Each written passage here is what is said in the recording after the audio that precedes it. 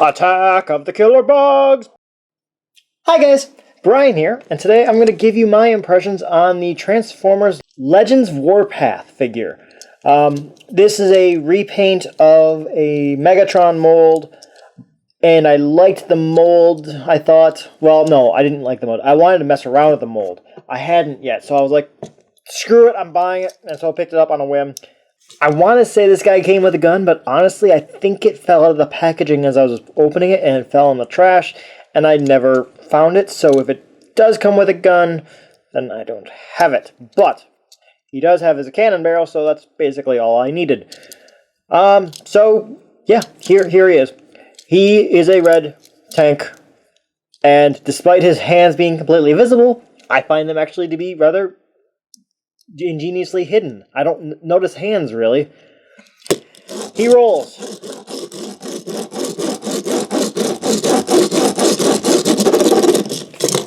He rolls. Let's do some size comparisons, shall we? We've got Minimus Ambus, who's a tiny little guy.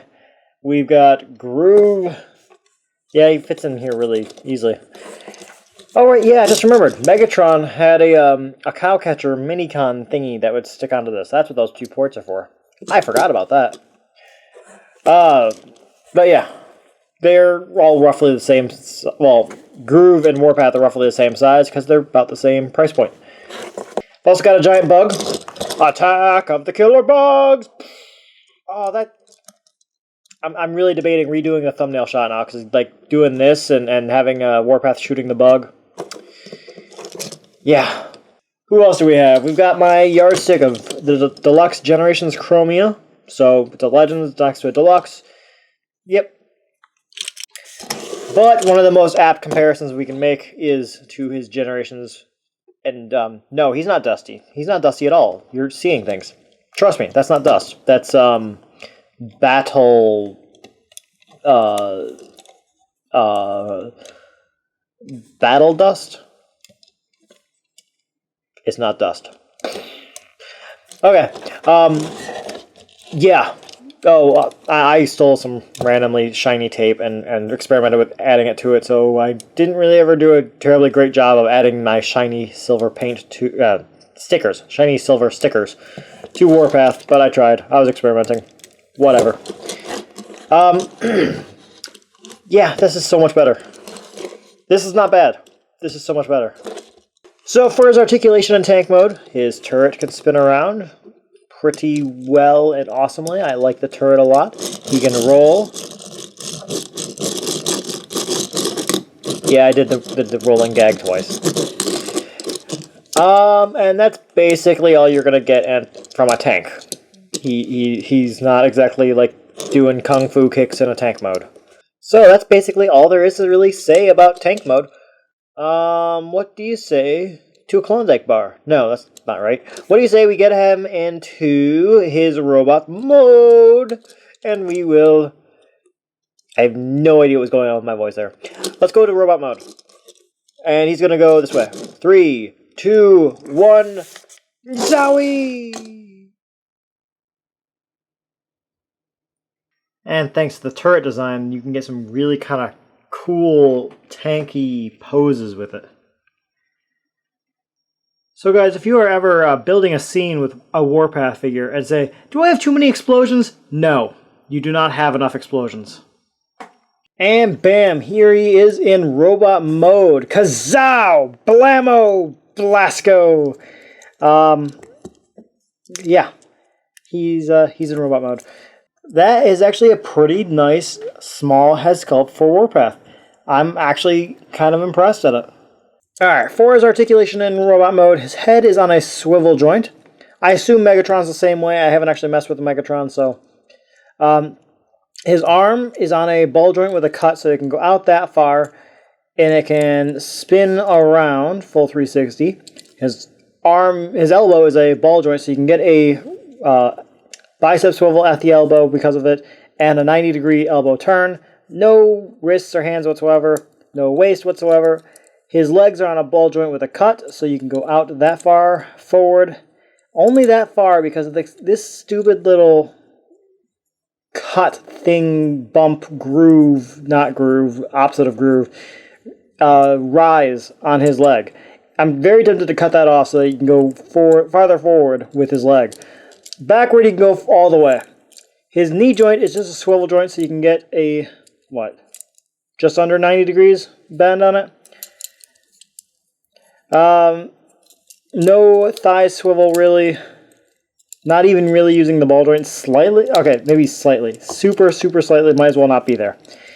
His toe can go down. That's it. So not the most amazingly articulated figure, but not bad. Oh, his gun is on a ball joint on his arm, so you can spin that around and slide that around however you want, really. I just tend to do the Megatron style and just spin around like that when I have him pointing his gun and going, kablamo, zap, kazam, shazam. That went weird places. Anyway, let's do some size comparisons. So, I'll set Warpath right there. Let's throw Combiner Wars Groove, Combiner Wars Minimus Ambus, and I guess we'll go ahead and throw Chop Shop in there as well. Make you guys turn a little bit. So Warpath is a fairly decent size compared to these guys. If all you want is your robots to be the same height. Groove is half a head taller. Chop Shop is a full head shorter. And Minimus is much shorter. So they're all basically the same height, if that's what you're looking for. If you're looking for vehicle mode scale, that is not even close. Like Groove and Warpath, yeah, no, not at all. Even worse scale would be Deluxe Chromia, who is my yardstick.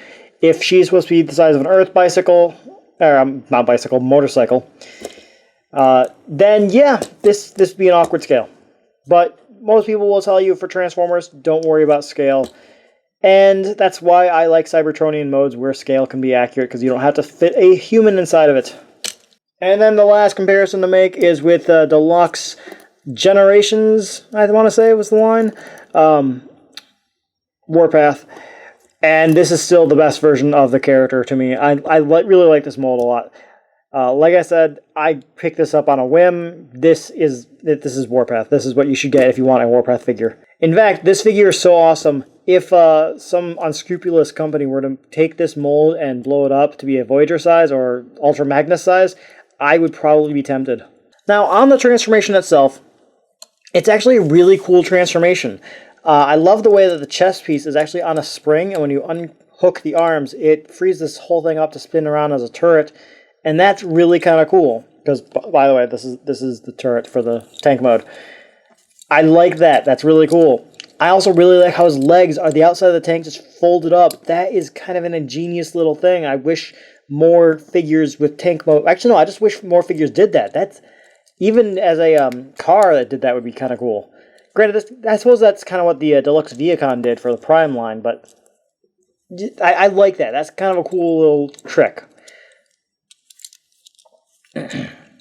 He's got a very hollow back, but, you know, it doesn't really bother me too much. I could always fix that with some green stuff, which is a form of putty that hardens. I could always fix that if I wanted to.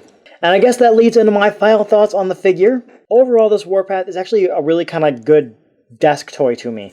Like, I'll just set him next to me when I'm working at a computer, and I'll just pick him up and transform him or pose him slightly and just like, yeah, have a little bit of fun with him. He's not one of the best figures I've ever messed with, but he is a rather nice little finger fun kind of guy. So I guess that's basically all I have to say about him. But I am curious to know what you guys think about him. How does this figure compare to you guys? Is this anywhere even close to the, leader class Megatron that came out not drastically long ago?